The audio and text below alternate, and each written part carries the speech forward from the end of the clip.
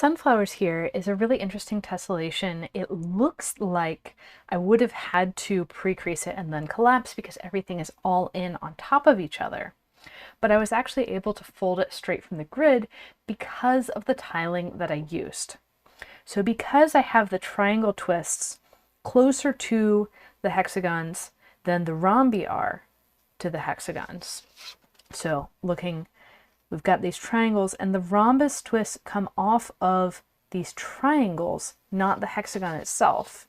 And so using that tiling instead of the more commonly seen hexagon rhombus triangle rhombus tiling, I'm able to have intermediate stopping points where I can smooth out my paper, have it lay flat, and have everything going the way I want. And that's not the only thing that's cool about this one. I'm using open rhombus twists, and that's what causes the point to go under. If I was using a standard closed rhombus, I would not have this point going under, and I could switch back and forth between those two options and keep everything else about the tessellation the same, which is another cool feature of this tiling that the hexagon rhombus triangle rhombus tiling does not have.